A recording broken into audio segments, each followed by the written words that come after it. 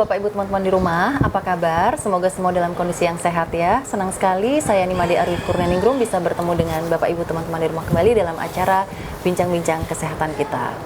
Bapak Ibu teman-teman di rumah, sebagai informasi, setiap tanggal 20 Oktober setiap tahunnya diperingati sebagai Hari Osteoporosis Sedunia. Kenapa kita harus memperingati Hari Osteoporosis? Karena untuk meningkatkan kewaspadaan kita terhadap kondisi ini, sehingga kita semua mampu melakukan pencegahan ataupun pemeriksaan lebih dini, sehingga bisa melakukan pengobatan juga dengan lebih awal. Nah, itulah yang akan kita bahas pada hari ini dengan narasumber kita, Dr. Komang Septian Sandibudaya, MBiomed SPOT. Nah, kita sambut langsung beliau ya. Halo Dr. Tian, halo, apa kabar? Baik, Senang Dr. sekali Ari. bisa ketemu lagi. Bapak Ibu teman-teman di rumah, kalau pernah melihat video saya di YouTube channel saya yang sebelumnya, Dr. Tian juga sudah menjadi narasumber untuk Betul. topik osteoartritis ya, Dok ya. Terima betul, kasih betul. sekali. Ini yang kedua kali. Terima kasih Senang sudah diundang kembali. Ya, oke. Sehat ya, Dok? Sehat. Oke, Dok, seperti pembukaan saya tadi, hari ini kita bahas tentang osteoporosis. Oke. Boleh nggak dokter jelasin simpelnya osteoporosis itu seperti apa? Oke, jadi kalau kita bahas definisi, saya mau bahas dari definisi WHO dulu ya, secara keilmuan, bahwa osteoporosis itu adalah penurunan dari massa tulang disertai dengan kerusakan dari mikroarsitektur dari jaringan tulang tersebut, sehingga integritas atau kekuatannya juga menurun dan akhirnya akan sangat rawan terjadinya suatu fracture atau patah tulang. Itu secara definisi WHO. Namun kalau secara awam, mungkin masyarakat atau pasien itu lebih mengenal dengan istilah pengeroposan tulang. Itu Dokter Ari definisinya. Berarti sederhananya itu pengeroposan tulang. Betul. Ya, artinya kepadatan tulang menurun. Betul, Ya, betul, gitu. betul. Oke, Dok. Di masyarakat kan kadang agak sulit membedakan antara osteoporosis dengan osteoartritis ya, yang kita betul, pernah bahas juga betul. sebelumnya. Mungkin untuk sebagai pengingat juga, Dok, perbedaannya itu seperti apa, Dok? Oke, jadi memang banyak yang pasien bertanya, apa sih dokter bedanya osteoporosis dengan osteoartritis gitu ya,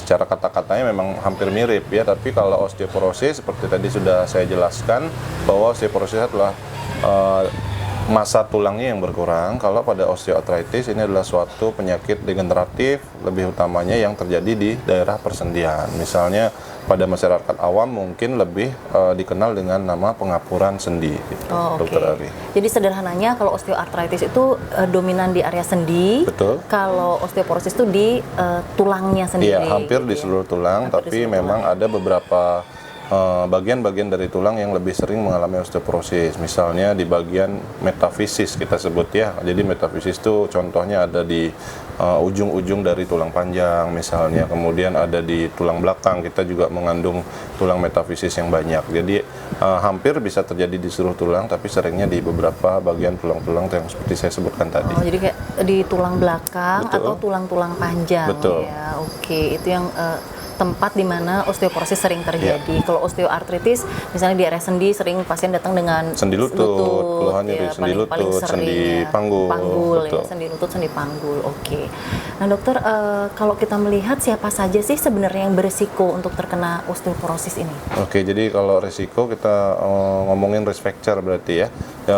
Secara umum osteoporosis bisa dibagi menjadi dua ya, ada type 1 osteoporosis dan ada type 2 osteoporosis. Type 1 itu khusus pada wanita-wanita yang sudah mengalami menopause. Jadi pada usia-usia menopause terjadi penurunan hormon estrogen yang mengakibatkan penurunan massa tulang tersebut. Kemudian kalau yang type 2 yang berhubungan dengan pertambahan usia. Jadi pada pasien-pasien atau masyarakat yang berusia di atas 75 tahun sudah sangat berisiko untuk mengalami osteoporosis, dokter.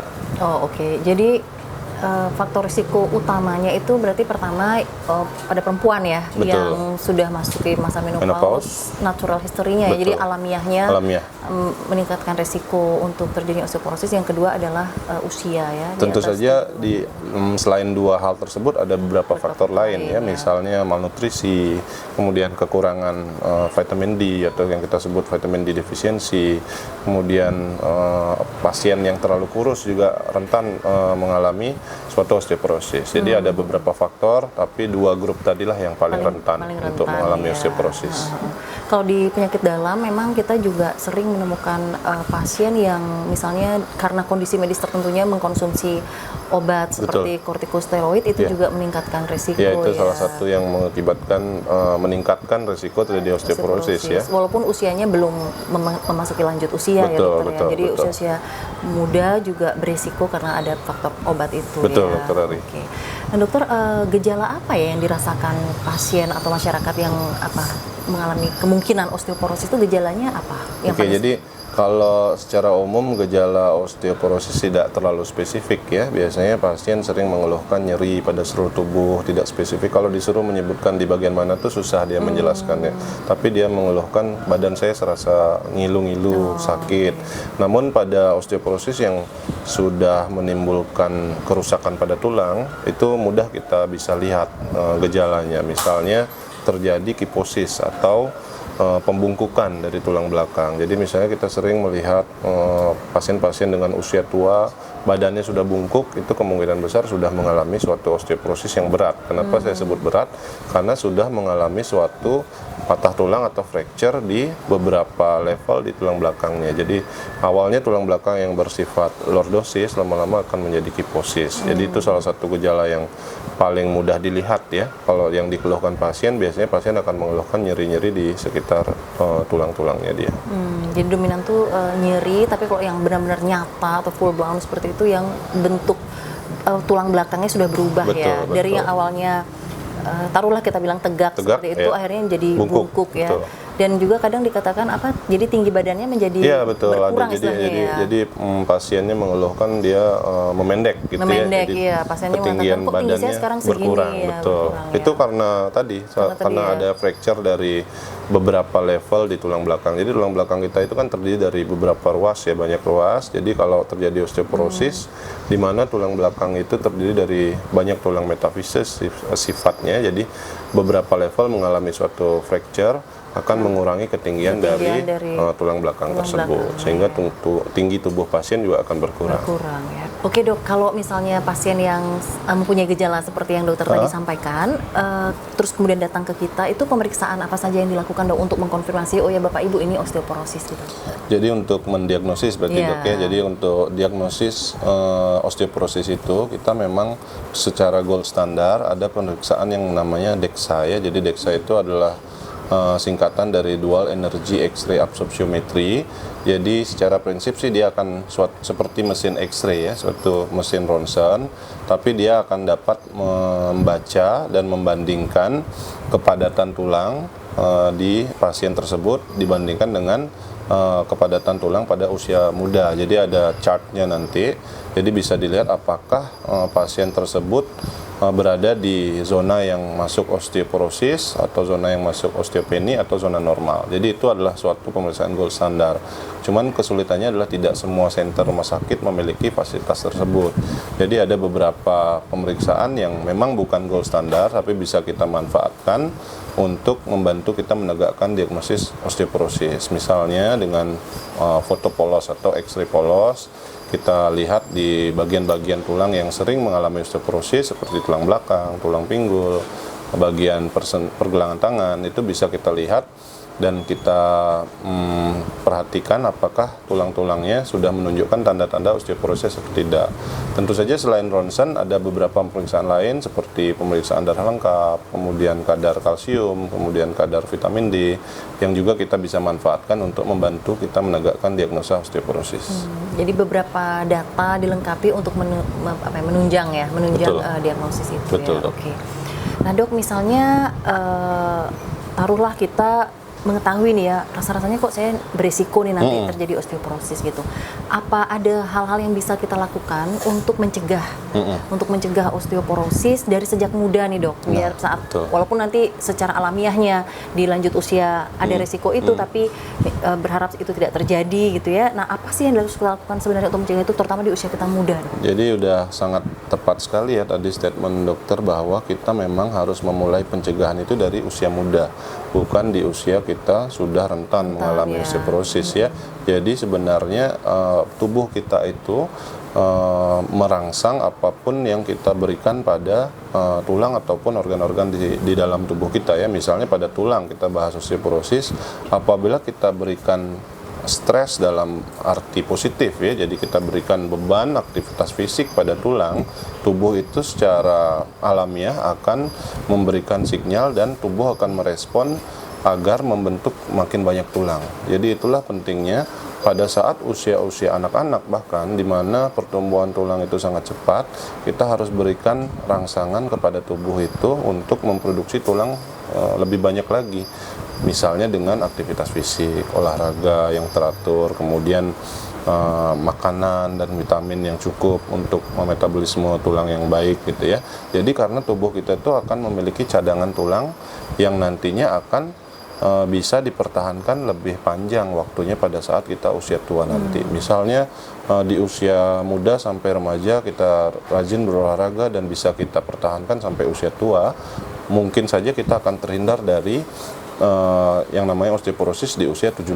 Misalnya akan kita mundur sampai usia 80, bahkan di atas itu bisa terjadi kalau kita memiliki cadangan tulang yang memang dari usia muda sudah banyak gitu Dokter Ari. Jadi sebenarnya itu bisa dicegah juga ya Dok ya, dengan terutama melakukan aktivitas fisik yang betul. merangsang tulang, Betul. membentuk banyak tulang cadangan lah nantinya, Betul. seperti itu ya. Di samping itu juga berarti asupan nutrisinya Benar. juga ya, asupan nutrisi dari kalsiumnya cukup, vitamin D-nya cukup ya. Oke.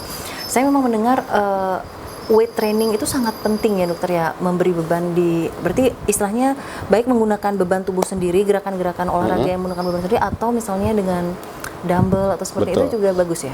Jadi memang aktivitas fisik yang menggunakan beban itu tentu akan memberikan stresor pada tulang yang lebih besar sehingga reaksi dari tubuh itu akan membentuk semakin banyak tulang. Jadi itu akan sangat bagus jika dilakukan dari usia muda gitu ya. Jadi cadangan tulang yang bisa dipertahankan pada usia tua nanti akan semakin banyak. Oke Dok, berarti kalau kita bahas tentang olahraga khususnya ya, kan kita taunya itu olahraga yang berupa aerob itu 30 menit dalam satu kali sesi, 150 menit seminggu berupa seperti lari atau berenang, bersepeda, jalan cepat dan seterusnya, itu memang perlu ditambah 2 atau 3 kali seminggu untuk weight training, sangat bagus berarti ya. Betul. Untuk upaya mencegah osteoporosis ini. Betul, ya. dan apabila itu bisa dilakukan sejak muda itu ya, akan makin banyak manfaatnya karena secara natural badan kita itu hanya bisa menyimpan cadangan tulang di usia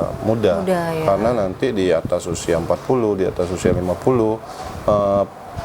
perbandingan antara tulang yang diproduksi dengan tulang yang diserap akan lebih banyak yang diserap. Jadi itulah pentingnya kita memiliki cadangan tulang yang banyak karena seiring dengan penambahan usia, produksi tulang dari tubuh kita itu akan menurun jumlahnya, Dokter. Secara alamiahnya akan menurun. Betul. Sehingga penting memiliki cadangan itu sejak usia muda ya. Betul, berarti sekali. memang aktivitas fisik olahraga itu harus benar-benar dimulai dari usia muda ya. Oke. Nah Dokter, misalnya sudah terjadi nih ya, osteoporosis itu sudah terjadi, apa saja Dokter pendekatan pengobatannya atau manajemennya seperti apa secara holistiknya? Baik, tentu saja yang pertama, yang paling penting sebelum obat-obatan adalah physical exercise tadi ya. Walaupun tadi saya bilang lebih penting dilakukan sejak usia muda, tapi pada usia tua kita tetap harus memberikan stresor fisik terhadap tubuh kita, terhadap tulang khususnya pada kasus osteoporosis ini, karena seperti tadi saya bilang tubuh itu memiliki sensor. Jadi kalau kita berikan beban dengan melakukan olahraga, aktivitas fisik, tentunya harus disesuaikan dengan usia kita ya, usia pasien ya. Tubuh itu akan merangsang, merespon untuk mempertahankan semakin banyak tulang. Jadi tidak semakin banyak tulang yang keropos jadinya dengan kita melakukan aktivitas fisik. Kemudian itu yang paling penting. Kemudian tentu ada modalitas obat-obatan yang bisa kita manfaatkan ya, misalnya pemberian vitamin D, kemudian pemberian asupan kalsium, kemudian obat-obatan khusus lain seperti bisfosfonat bisa diberikan oleh dokter untuk mentreat atau menterapi pasien-pasien dengan osteoporosis. Tentunya itu memerlukan suatu work up yang lebih lengkap ya untuk memberikan pemberian obat-obat bisfosfonat, karena pasti akan ada side effect yang harus kita awasi. Betul.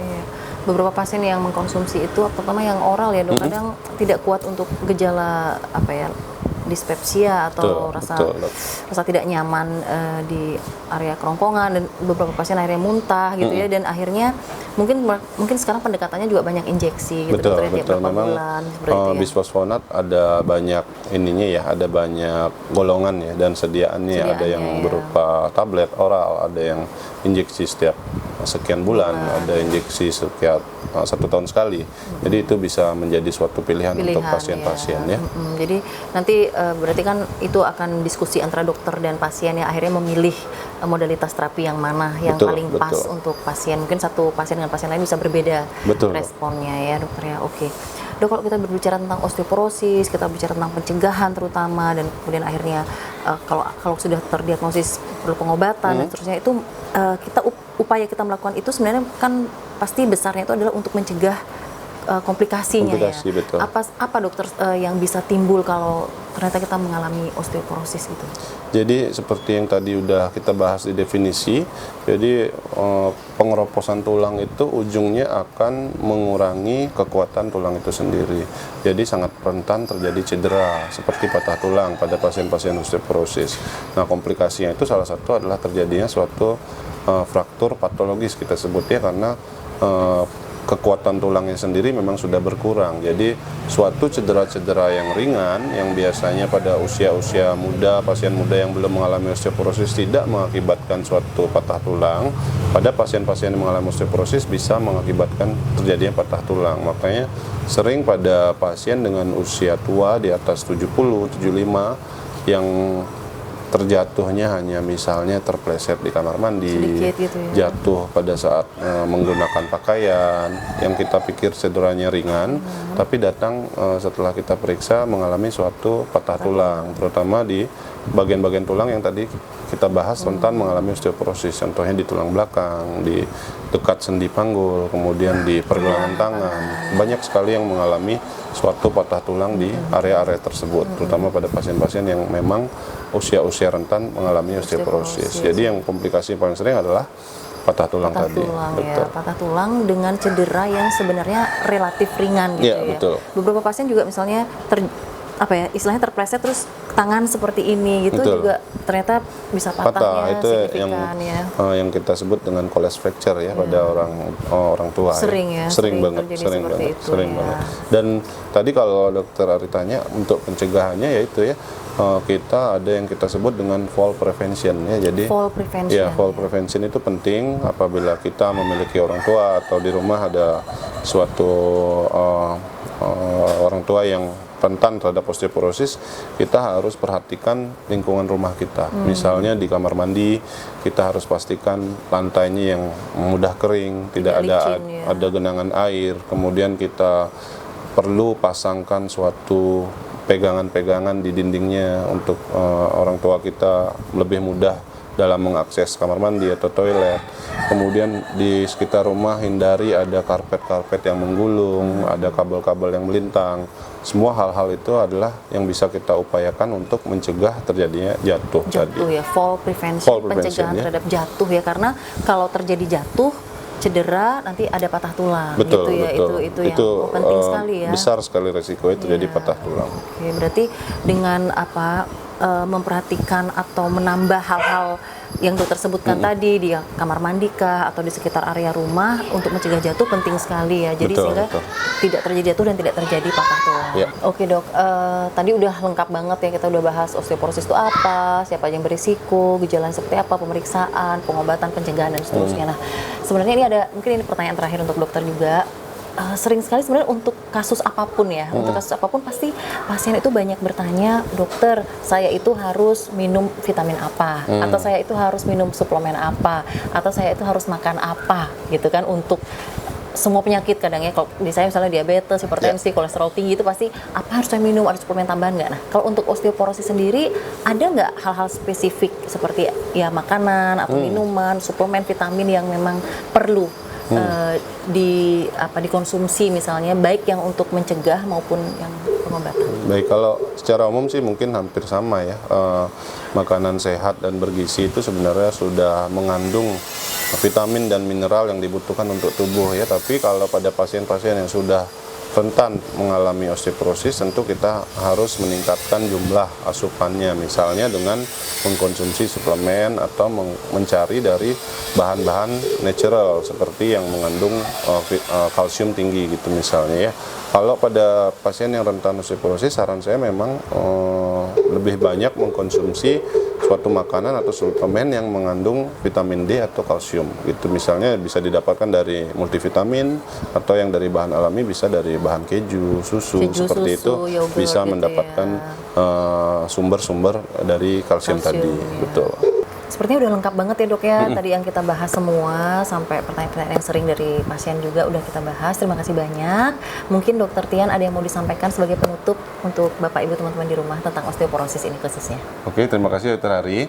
Jadi penutup dari saya mungkin untuk pemirsa yang memiliki orang tua atau pemirsa sendiri yang memang di usia-usia rentan mengalami osteoporosis, jangan ragu untuk memeriksakan diri ke dokter ortopedi terdekat, karena kita akan memeriksa pasien secara lengkap. Apabila memang ada indikasi mengarah kepada osteoporosis, kita akan melakukan suatu pemeriksaan penunjang untuk menegakkan diagnosa tersebut, dan kita akan memberikan terapi yang sesuai dengan kondisi bapak atau ibu atau orang tua dari bapak atau ibu yang mengalami osteoporosis. Dan saya ingin mengingatkan lagi bahwa osteoporosis ini adalah suatu penyakit yang memang semua akan mengalami ya. Ada yang lebih cepat, ada yang lebih lambat, tapi semua akan mengalami. Dan jangan takut dengan penyakit osteoporosis, karena osteoporosis bisa ditangani apabila diketahui sejak dini dan bisa mencegah terjadinya komplikasi-komplikasi yang sudah kita bahas tadi. Terima kasih Dr. Ari. Oke, makasih banyak Dokter Tian atas waktunya, informasinya. Sama-sama. Semoga bermanfaat, pastinya sangat bermanfaat untuk Bapak Ibu dan teman-teman di rumah. Oke, sampai ketemu di podcast kita lainnya. Semoga dengan topik-topik lainnya lagi ya. Terima kasih. Terima kasih Dokter Tian. Dr. Ari. Oke, Bapak Ibu teman-teman di rumah, itu tadi pembahasan kita tentang osteoporosis dengan Dokter Tian. Seperti yang Dokter Tian sampaikan, semua dari kita secara alamiahnya mungkin akan mengalami osteoporosis, terutama terkait dengan pertambahan usia. Dan bagi para perempuan, seperti saya juga contohnya, di saat memasuki masa menopause, di mana hormon estrogen berkurang, itu juga meningkatkan resiko kita terkena osteoporosis. Tetapi ada peluang untuk memperlambat munculnya proses itu, yaitu salah satunya yang menarik tadi adalah dengan melakukan pencegahan sejak usia muda, ya bahkan sejak anak-anak. Salah satunya adalah dengan melakukan aktivitas fisik rutin termasuk olahraga, dan olahraga juga termasuk di situ adalah olahraga dengan menggunakan beban. Jadi jangan lupa untuk selalu melakukan olahraga dari sejak usia dini dan konsisten dilakukan sampai seterusnya, ya bahkan sampai kita di usia lanjut juga tetap melakukan olahraga dengan rutin sebagai salah satu upaya kita memperlambat proses osteoporosis itu. Ya, demikian dari kami. Semoga topik kali ini bermanfaat untuk Bapak Ibu teman-teman di rumah, dan harapannya kita bisa bertemu kembali di acara bincang-bincang kesehatan kita lainnya dengan topik-topik lainnya. Salam sehat, sampai jumpa.